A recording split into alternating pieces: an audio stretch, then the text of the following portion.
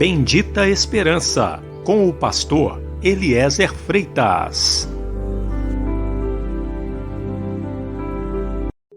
Jesus Cristo poderá voltar ainda hoje. Se Ele não voltar, estaremos esperando por Ele amanhã. Igreja da Bendita Esperança, Rua Augusto Trombini, 444, no alto da cidade.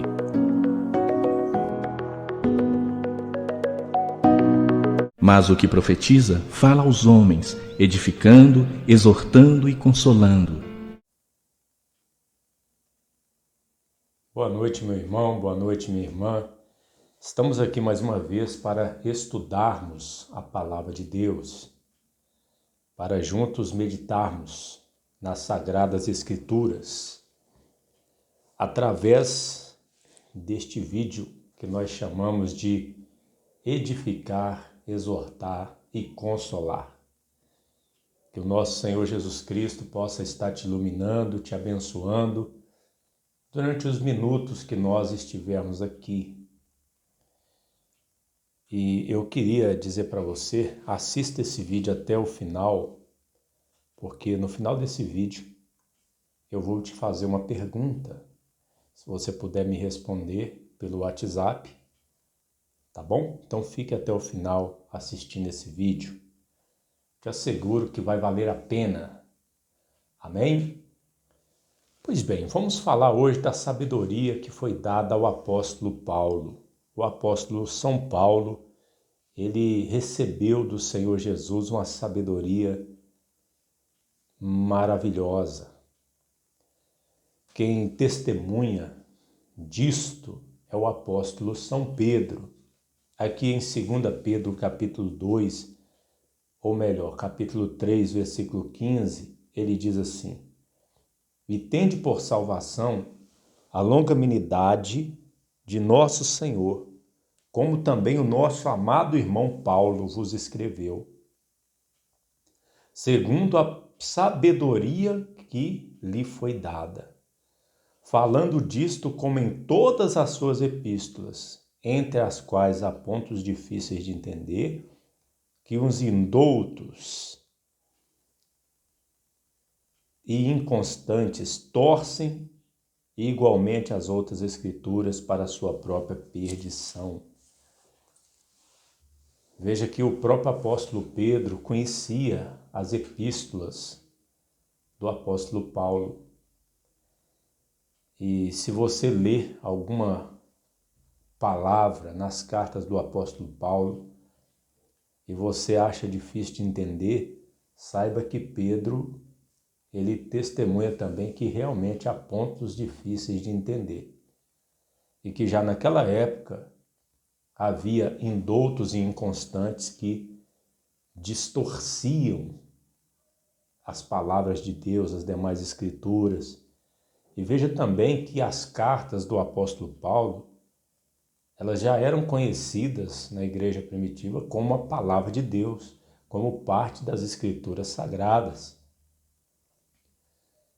Pois bem, o apóstolo Paulo ele era muito sábio, porque o Senhor Jesus deu ele a sabedoria, deu ele aptidão para ensinar. Nós podemos ver que quando ele fala a Timóteo sobre as qualificações de um bispo, ele diz que o bispo deveria ser apto para ensinar. Ele mesmo o era apto para ensinar. Como está escrito aqui em 1 Timóteo 3, 2.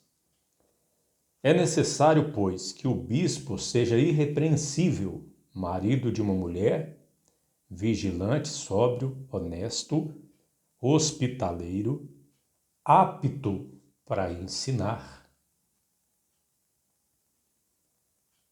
Então, nós podemos ver aqui que o apóstolo Paulo ele tinha sabedoria de Deus e era apto para ensinar. Deus deu ele também, junto com a sabedoria, a aptidão para ensinar.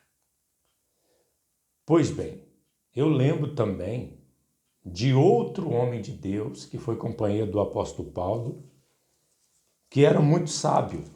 Ele era muito sábio. E o nome dele é Lucas. Nós podemos ver aqui no Evangelho de São Lucas, capítulo 1, observe como que Lucas, ele era sábio da parte de Deus. Vamos ler. Tendo, pois, muitos empreendido por em ordem a narração dos fatos que entre nós se cumpriram, segundo nos transmitiram os mesmos que os presenciaram desde o princípio e foram ministros da palavra, pareceu-me também a mim conveniente descrevê-los a ti, ó excelentíssimo, ó excelente Teófilo, por sua ordem, havendo-me já informado minuciosamente de tudo desde o princípio, para que conheças a certeza das coisas de que já estás informado. Então veja que Lucas, que foi companheiro do apóstolo Paulo, ele era apto para ensinar, um homem muito sábio. Dá para nós vermos aqui, pela maneira dele escrever a introdução do Evangelho de São Lucas, né?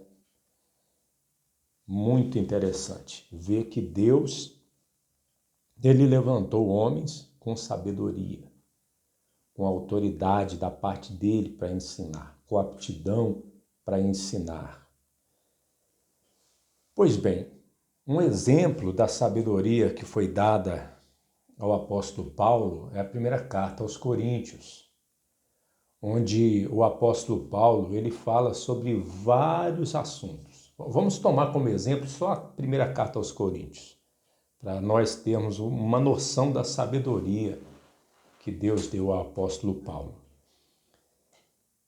Pois bem, na primeira carta aos Coríntios, ele fala sobre as divisões na igreja, ele vai falar sobre o pecado, ele tem a parte que ele fala sobre o casamento, em resposta a algumas perguntas que foram enviadas a ele. Ele fala sobre os direitos de quem prega o evangelho, ele vai falar sobre a tentação, sobre a idolatria, sobre as questões de se cobrir a cabeça ou não. Ele fala sobre a ceia do Senhor lá no capítulo 11, fala sobre o amor no capítulo 13, no capítulo 14, ele vai ficar um bom tempo fazendo uma exposição sobre os dons espirituais e no penúltimo capítulo, no último assunto, antes das saudações finais e exortações finais, ele vai falar sobre a ressurreição. Por que o apóstolo Paulo vai falar sobre a ressurreição? Antes, deixe-me lembrar uma coisa aqui. A palavra de Deus, as Escrituras, nem sempre elas foram divididas em capítulo e versículo. A divisão em capítulos se deu em 1227 por um francês estudioso, lá de Paris, que dividiu em capítulos. E a divisão em versículos foi entre o ano 1551 e 1555, também por um francês. Eles dividiram para ficar mais fácil de se localizar as partes, os trechos nas Escrituras. E eu dividi aqui em capítulo, em 1227, esse moço, com certeza, ele dividiu bem, porque o assunto da ressurreição começa no versículo 1 do capítulo 15 e vai até o último versículo 58, depois ele muda de assunto. Pois bem, mas por que ele deixou estrategicamente por último o assunto da ressurreição? Por quê? Olha só, primeiro, estava havendo um perigo para os cristãos lá de Corinto. O evangelho ele estava sendo atacado por Satanás. É verdade. E olha só, vamos conferir aqui os problemas que tinha lá em Corinto. Olha só, 1 Coríntios 15, 33, havia más conversações, os costumes estavam sendo corrompidos. No versículo 34, que nós vamos ver aqui, alguns ainda não tinham conhecimento de Deus. E também no versículo 12, que nós vamos ver aqui, Havia aqueles que estavam dizendo que não havia ressurreição. Então Satanás estava tentando atacar o evangelho. Veja o problema que estava lá, relatado aqui pelo apóstolo Paulo. Versículo 33 de 1 Coríntios 15. Não vos enganeis, as más conversações corrompem os bons costumes. Veja aí, más conversações corrompendo os bons costumes. Vigiai juntamente e não pequeis, porque alguns ainda não têm o conhecimento de Deus. Digo-o para a vergonha vossa. Olha aí, tinha irmãos ali que não tinham conhecimento de Deus. No versículo 12. Ora, se prega que Cristo ressuscitou dentre os mortos, como dizem alguns dentre vós que não há ressurreição de mortos. Então, esse era o problema, era o risco, era o perigo que estava havendo ali. O maior perigo para a igreja de Corinto. A pior coisa que podia estar acontecendo era um ataque ao evangelho. Então o apóstolo Paulo ele escreve estrategicamente sobre a ressurreição no último capítulo, no final da carta, vamos dizer assim. Ele escreve para combater esses erros e livrar a igreja em Corinto desses perigos. Agora, o que ele faz para combater esses erros? É o que nós vamos ver a seguir. A primeira coisa que ele faz é usar as Sagradas Escrituras como base. Ele vai usar a Bíblia, ele vai usar as Sagradas Escrituras, o Velho Testamento. E isso, depois você pode conferir, aqui mesmo no capítulo 15 de 1 Coríntios, você vai ver que ele usa as Escrituras. Ele diz, está escrito, conforme as Escrituras, no versículo 3, 4, 22, 26, 27, 32, 45 e 54. Então ele usa como base, como autoridade máxima sobre tudo a palavra de Deus. As Escrituras Sagradas, o que está escrito. Segunda coisa que ele faz para combater o erro, ele relembra, ele notifica o Evangelho novamente. Ele começa dizendo aqui no capítulo 15, também vos notifico, irmãos, o evangelho que já vos tenho anunciado, o qual também recebeste e no qual também permaneceis. E ele, notificando o evangelho, ele vai lembrar que Jesus morreu e vai dar a prova da morte de Jesus. E ele vai lembrar que Jesus ressuscitou e vai dar a prova da morte de Jesus, da ressurreição de Jesus. Qual que é a prova da morte do Senhor? A sepultura, que ele foi sepultado. Qual que é a prova que Jesus ressuscitou? Ele foi visto pelos apóstolos e por mais de 500 irmãos. Vamos ler então o versículo 4, 5 até o 8. Diz assim, e que foi sepultado e que ressuscitou ao terceiro dia segundo as Escrituras, e que foi visto por Cefas e depois pelos 12. Depois visto por uma vez por mais de 500 irmãos, do quais vive ainda a maior parte, mas alguns já dormem também. Depois foi visto por Tiago, depois por todos os apóstolos, e por derradeiro de todos me apareceu também a mim como nascido fora do tempo. Ou seja, ele notifica o evangelho. Primeiro ele lança a mão das Escrituras. Depois ele notifica o evangelho que foi pregado. E dá até as provas de que Jesus morreu realmente, e a prova é a sepultura, e que ele ressuscitou, foi visto pelos apóstolos, por ele e por mais de 500 irmãos. Em terceiro lugar, Paulo usa 5 perguntas suas próprias e 2 perguntas de contra-argumentação. Essas perguntas estão em 1 Coríntios 15, 12, 29, 30, 32, 35. Vamos ver essas perguntas? Vamos ver. A primeira pergunta. Ora, se prega que Cristo ressuscitou dentre os mortos, como dizem alguns dentre vós que não há ressurreição? Primeira pergunta. E se não há ressurreição de mortos, também Cristo não ressuscitou? Opa, peraí. Versículo 29. A segunda está no 29. Diz assim. Doutra maneira, que farão os que se batizam pelos mortos, se absolutamente os mortos não ressuscitam? A terceira pergunta, no versículo 29. Por que se batizam eles então pelos mortos? Vamos ver onde que está a quarta pergunta, no versículo 30. Por que estamos nós também a toda hora em perigo? E a quinta pergunta, no 32. Se como homem combatia em Éfeso contra as feras, que me aproveita isto se os mortos não ressuscitam? 5 perguntas. E as 2 perguntas de contra-argumentação. Está lá no versículo 35. Mas alguém dirá, como ressuscitarão os mortos e com que corpo virão? Ou seja, ele já prevê, ou possivelmente alguém já tinha sido confrontado com essas perguntas, e esses alguns que diziam não haver ressurreição, teriam respondido essas perguntas. Penso eu que o apóstolo Paulo já prevê, ele está prevendo que haveria essas 2 perguntas de contra-argumentação, que é como ressuscitarão os mortos e com que corpo virão? Pois bem, o apóstolo Paulo vai usar o raciocínio lógico para responder a primeira pergunta. É verdade, Paulo usa a lógica para responder a primeira pergunta. E no final desse estudo, eu vou mostrar para o irmão, para a irmã, aonde está a lógica na Bíblia. Sabia que tem 2 vezes, por 2 vezes aparece essa palavra lógica na Bíblia? Ou a palavra grega da qual se origina, vem a aparecer, né?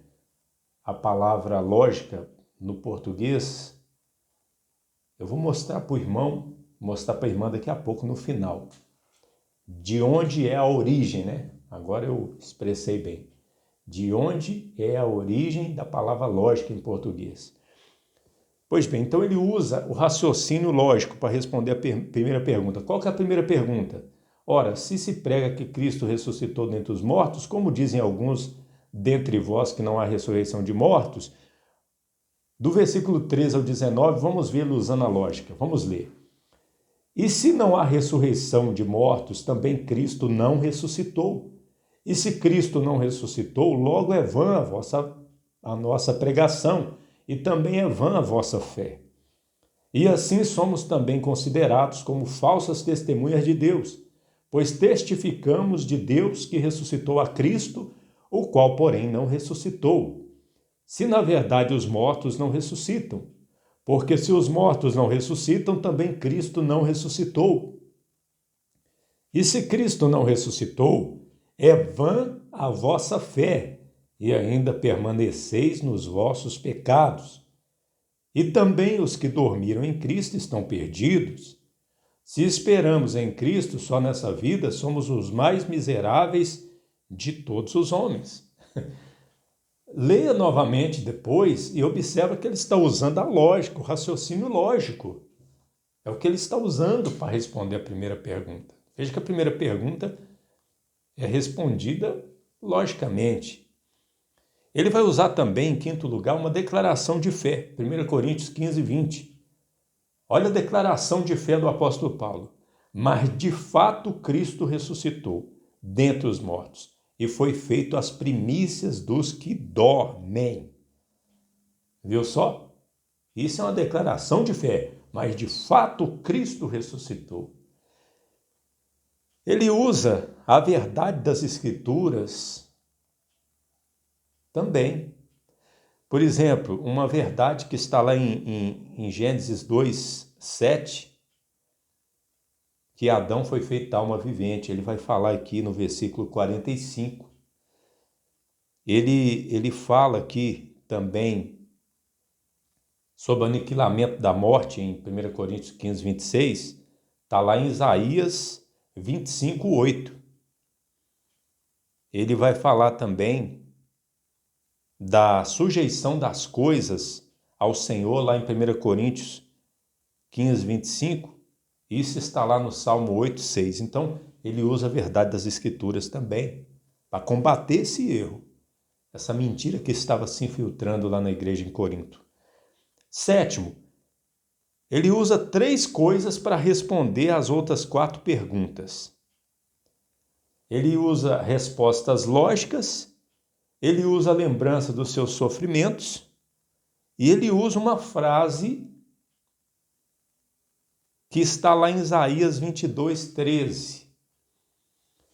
Primeiro vamos ler aqui o final do versículo 32 de 1 Coríntios. Comamos e bebemos que amanhã morreremos. Comamos e bebemos que amanhã morreremos. Esse é um versículo de Isaías, capítulo 22, vamos ler aqui, 13. Porém, eis aqui gozo e alegria, matam-se bois e degolam-se ovelhas, come-se carne e bebe-se vinho. E disse, comamos e bebamos porque amanhã morreremos. Os coríntios, eles eram gregos, né? Da Caia. E houve, por volta do ano 200 a.C., um escritor, né, de peças teatrais chamado Menandro. E Menandro colocou essa expressão numa peça teatral e ficou muito conhecida essa expressão. Até a época de Paulo era muito conhecida essa expressão. Só que Isaías escreveu essa expressão 600 a.C., 400 anos antes, mais ou menos. Então, eu creio que Paulo aqui está citando a palavra de Isaías, mas os coríntios com certeza iam lembrar de Menandro, né? E essa expressão era muito usada no seu tempo. Comamos e bebamos que amanhã morreremos. Então ele usa essa frase que os gregos atribuem a Menandro. Ele usa a resposta lógica e lembrança dos seus sofrimentos. Depois o irmão, a irmã pode ler e conferir, se não é o que eu estou falando aqui. Em oitavo lugar, ele usa uma exortação. Vamos à exortação. Em 1 Coríntios 15, 33, 34. Não vos enganeis, as más conversações corrompem os bons costumes. Vigiai juntamente e não pequeis, porque alguns ainda não têm o conhecimento de Deus. Digo para a vergonha vossa. Ou seja, nós já lemos esses dois versículos aqui, é uma exortação. Nós lemos para mostrar a situação que estava acontecendo ali em Corinto. Em nono lugar, para responder a primeira pergunta de contra-argumentação, no verso 25, vamos lembrar da pergunta. Qual que é a primeira pergunta? No verso 35. Como ressuscitarão os mortos? É a pergunta de contra-argumentação. E contra o evangelho também, né? Pois bem, eu lembro que na época de Jesus, os saduceus, eles diziam não haver ressurreição. Quem sabe não eram alguns dos saduceus, alguma influência dos saduceus que estava entrando na igreja de Corinto também, né? É muito parecido falar contra a ressurreição. Diziam que não havia ressurreição. Aí eles iriam perguntar, como ressuscitarão os mortos? Aí Paulo, para responder essa primeira pergunta de contra-argumentação, ele usa duas coisas. Primeiro, a palavra insensato, que quer dizer louco. Olha a firmeza do apóstolo Paulo. No versículo 36 ele diz, insensato. E em segundo lugar, ele usa a ciência das coisas. Eu não vou ler aqui, depois o irmão confere, a irmã confere. Ele vai usar no versículo 36, 37 e 38 a ciência do semear e ceifar, plantar e colher. Ele vai usar também a ciência da carne das criaturas de Deus, do versículo 39. Ele vai usar também a ciência dos corpos celestes e terrenos, no versículo 40 e 41. Ele usa como exemplo essas ciências.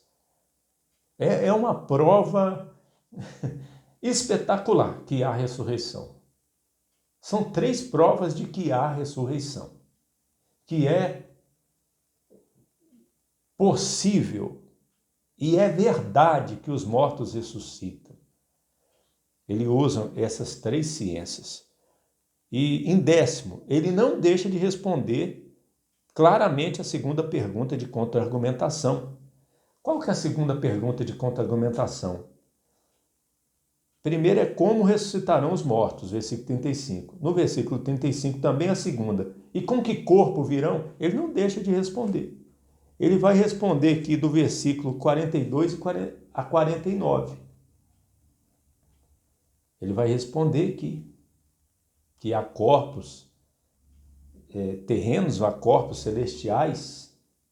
Ele responde e do versículo 42 em diante, ele vai responder claramente com que corpo vem, que é o corpo com corpo celestial.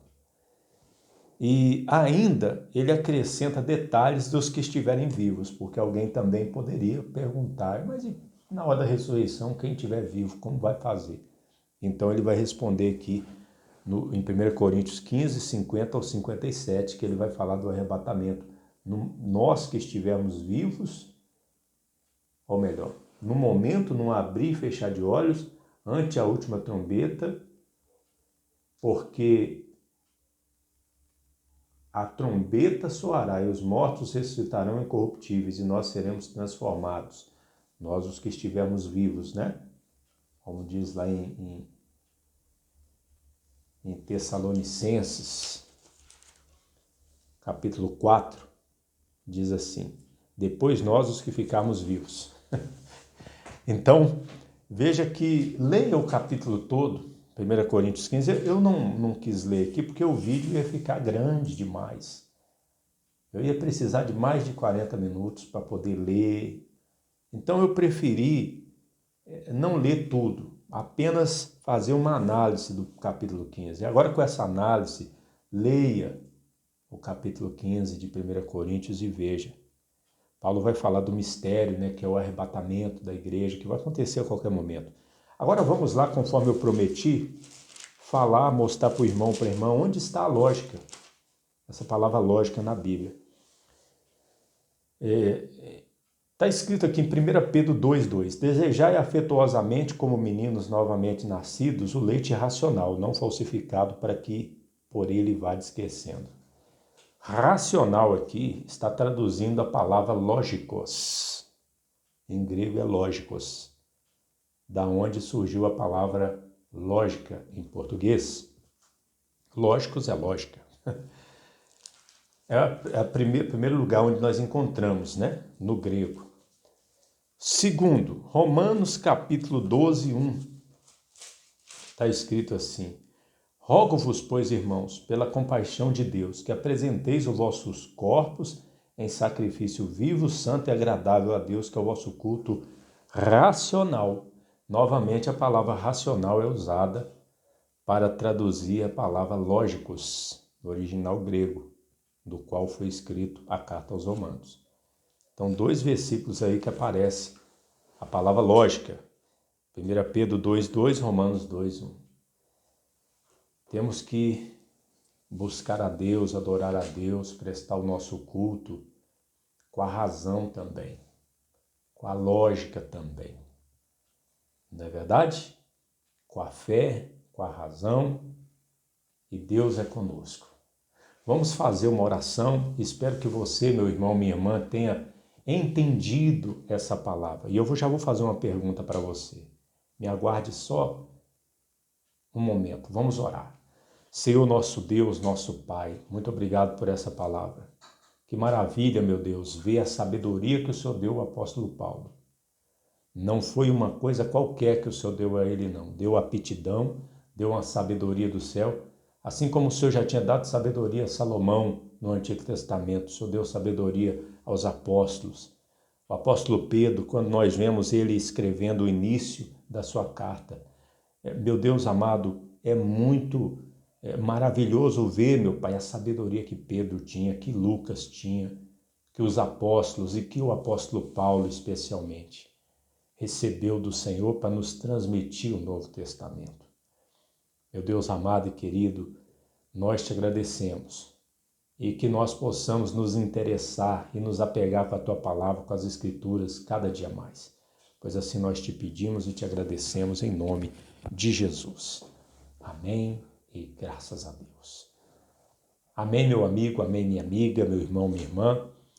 Olha, eu queria que você assistiu esse vídeo até aqui, ou você que, por algum motivo, começou a assistir do meio para o final e depois vai assistir o resto. Se você chegou até agora assistindo esse vídeo, essa palavra, Fale comigo no WhatsApp, mande para mim aí agora. Meu WhatsApp é 31 997 340420. Escreva para mim aí, Pastor Eliezer, eu assisti tudo, ou então eu assisti do meio até o final, depois, a hora que der, eu assisto o resto. Mas, por favor, me faça essa gentileza. É só para nós sabermos quantas pessoas que estavam assistindo, só isso, tá bom? É só uma curiosidade. Que nosso Senhor Jesus vos abençoe, esteja contigo e lembre-se, contigo e convosco, né, com todos, Jesus Cristo poderá voltar ainda hoje. Se ele não voltar, estaremos esperando por ele amanhã.